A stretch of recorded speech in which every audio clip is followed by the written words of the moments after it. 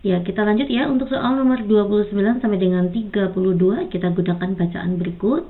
Bacaan berikut untuk menjawab soal nomor 29 sampai dengan 32. Sampah plastik juga bisa hasilkan bahan bakar alternatif. Kita lihat soalnya langsung ya. Berdasarkan bacaan, struktur kimia monomer plastik yang dapat diolah dengan cara pirolisis untuk menghasilkan bahan bakar alternatif adalah, oke ya. Gini ya, selama ini sampah plastik menjadi masalah untuk lingkungan global ya. Plastik merupakan salah satu bahan kimia yang sulit terurai sehingga berpotensi terus berakumulasi. Lalu, mahasiswa Fakultas Teknik Universitas Negeri Semarang melakukan penelitian untuk mengubah sampah plastik menjadi bahan bakar ya. Oke, melalui cara pirolisis. Pirolisis adalah proses memanaskan plastik tanpa oksigen dengan suhu tertentu lalu didistilasi. Para mahasiswa ini melihat potensi minyak pada sampah plastik jenis polietilena. Ya, jawabannya itu adalah plastik polietilena. Oke ya. Sedangkan polietilena itu strukturnya seperti ini ya, Dek. Nah, seperti ini. Di sini ada H, di sini ada H. Ya, monomernya adalah etena. Setelah menjadi polimer, alkenanya hilang ya. Oh, sorry, ini H. Nah, kayak gini. Inilah polietilena. Next ya, kita ke soal nomor 30. Manakah pernyataan yang tepat tentang proses pembuatan bahan bakar alternatif dari sampah plastik? Jawaban lebih dari satu. Sebelum dipirolisis, sampah plastik dipotong dahulu lalu dicuci bersih. Nah, ya gini ya. Mula-mula sampah plastik dicuci bersih lalu dipotong-potong, dijemur sampai kering. Selanjutnya potongan plastik dibakar ya. Dibakar dalam tangki, yakni tanpa oksigen, maka pasti tangkinya tertutup. Hasil pembakaran harus melalui proses destilasi. Setelah hasil pembakaran kita destilasikan untuk menghasilkan BBM alternatif ya. Nah, berarti pernyataan yang pertama ya, jadi sebelum dipirolisis sampah plastik itu dicuci bersih dahulu. Itu betul ya. Plastik yang digunakan dalam percobaan adalah polipropilena. Salah, harusnya polietilena ya. Plastik HDPE itu high density ya. Ini adalah densitas yang tinggi, contohnya botol dan sebagainya gitu ya. Dipirolisis pada suhu 300 Celcius dalam waktu setengah jam. Kita lihat nih ya, di kalimat ini 1 kg plastik botol air. Nah, botol air itu termasuk HDPE, high density ya, densitas tinggi ya, atau kerapatannya tinggi ya. Menghasilkan 0,5 liter minyak pada suhu 300 Celcius selama 30 menit. Berarti betul ya, Dek? Ini selama setengah jam, pernyataan yang betul.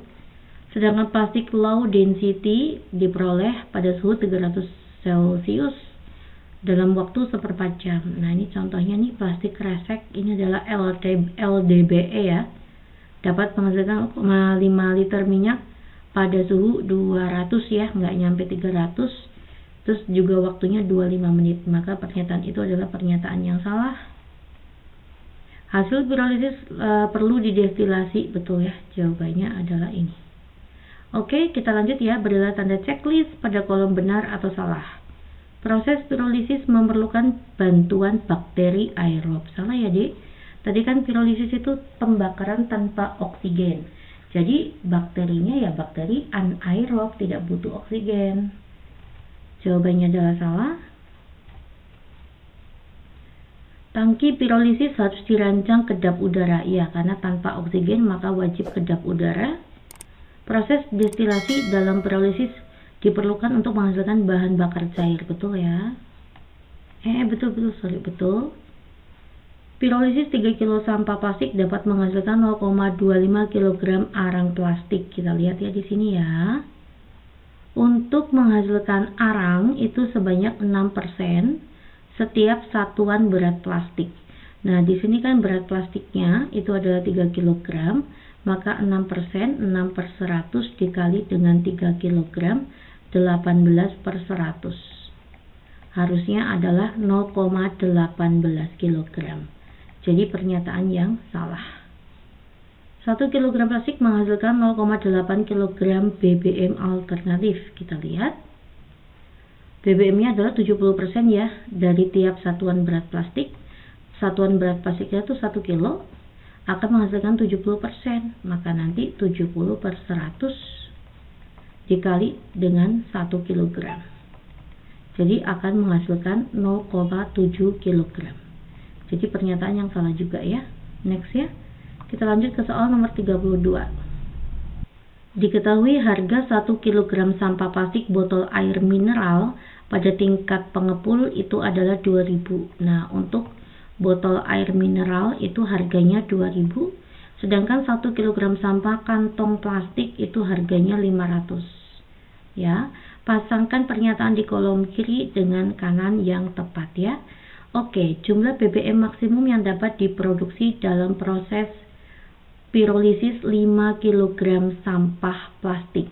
Jumlah BBM ya, Dek. Gini, setiap satuan berat plastik dapat menghasilkan 70% BBM.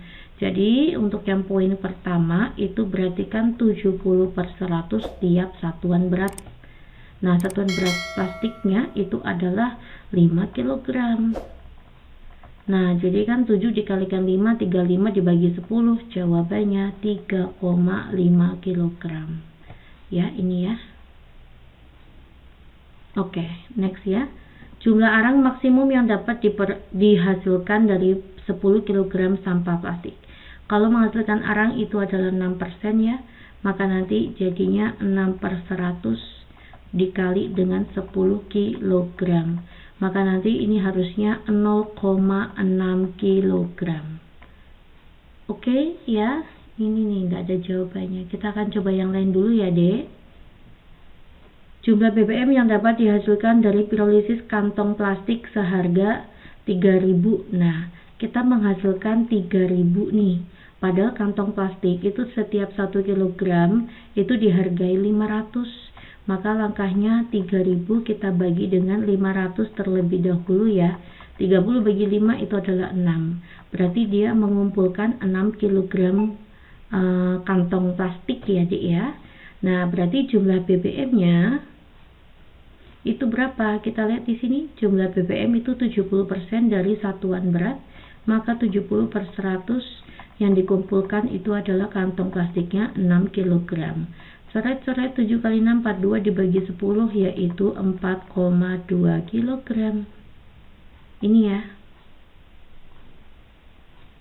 Next, selanjutnya, residu. Jumlah residu H2O. H2O itu air ya, yang dihasilkan dari pirolisis botol air. Oke, untuk botol air mineral itu setiap kilogram 2.000. Nah, dia dapat berapa nih? Dapat 30.000 ya. Maka nanti 30.000 saya bagi dengan 2.000 terlebih dahulu. Coret-coret 30 bagi 2 adalah 15 kg. Jadi dia mengepul 15 kg botol plastik ya. Untuk menghasilkan air, ini ya, sisanya adalah air, maka kita harus hitung dulu ya, Dek. 70% ditambah dengan 16% itu kan 86 ya. 86 ditambah dengan 6 itu adalah 92. Maka nanti air itu adalah 8%. 8 per 100 dikali dengan 15 kilo. 15 bagi 5 adalah 3, 100 bagi 5 itu adalah 20 ya. 8 dibagi 2 itu adalah 4, 4 kali 3 12 ya. Jadi 1,2 kilo. Ada nggak? Ada ya, ini ya, Dek. Kita cek kembali ya. Jumlah bahan bakar yang dapat dihasilkan dari pirolisis botol air mineral seharga 8.000. Sama yang kayak tadi ya. 8.000 saya bagi dulu menjadi untuk botol mineral 1 kilonya 2.000. Nah, maka dia mengepul 4 kilo. Nah, yang ditanya adalah jumlah bahan bakar gas. Oke. Untuk bahan bakar gas itu dihasilkan 16% dari satuan berat. Maka nanti 16 per 100 dikali dengan beratnya adalah 4 kilo ya. 16 kalikan 4 itu 64 ya. 64 dibagi 100 itu adalah 0,64 kilogram. Oke ya, jawabannya ini Ya, kita lanjut ya ke soal nomor 33. Tubuh manusia intoleransi laktosa. Kita ke soalnya langsung ya. Berdasarkan informasi pada bacaan, zat yang dihidrolisis oleh enzim B-galaktosida termasuk. Oke ya, tubuh manusia memiliki enzim B-galaktosid yang berperan dalam hidrolisis laktosa menjadi galaktosa dan glukosa. Jadi dia menghidrolisis sebuah karbohidrat menghasilkan 2 monosakarida.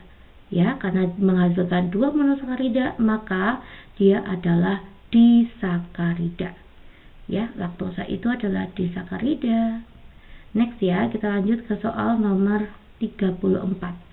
Kelompok zat berikut dihasilkan oleh kurangnya enzim laktase di dalam tubuh sehingga menyebabkan intoleransi laktosa adalah, oke, kita baca lagi ya, D.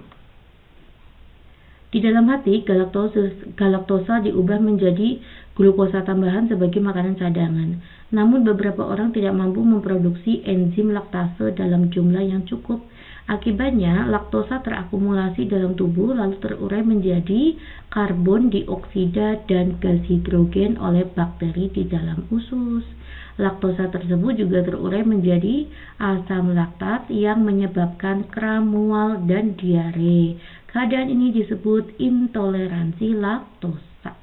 Ya, oke ya. Jadi laktosanya itu terakumulasi berlebih ya, terurai menjadi CO2 dan gas hidrogen oleh bakteri.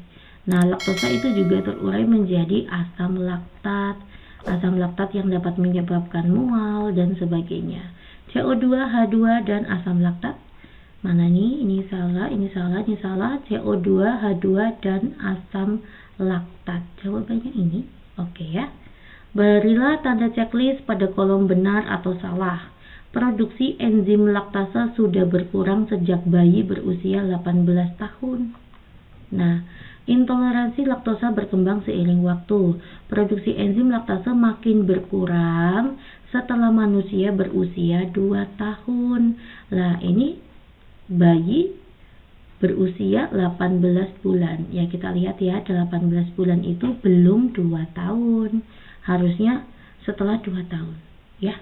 Oke, maka pernyataan yang salah, ini enzim laktosa itu berkurang sejak umur 18 bulan, itu salah, harusnya berusia 2 tahun. 2 tahun itu 24 bulan. Lanjut ya.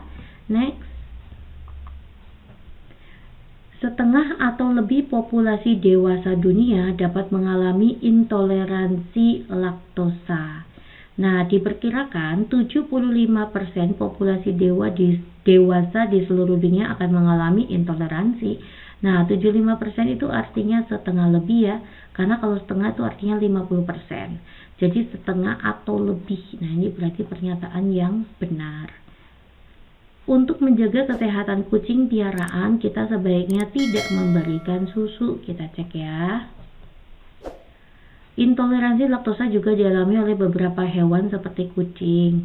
Penderita intoleransi laktosa dapat diobati dengan menjauhi makanan yang mengandung laktosa, seperti berbagai produk susu. Saat ini enzim laktase juga dijual bebas dalam bentuk tablet untuk membantu penderita intoleransi laktosa. Pil laktase dapat diminum sebelum penderita intoleransi laktosa mengkonsumsi makanan. Ya, jadi betul ya, hindari menggunakan produksi susu untuk kucing. Nah, ini berarti betul ya, pernyataan yang benar.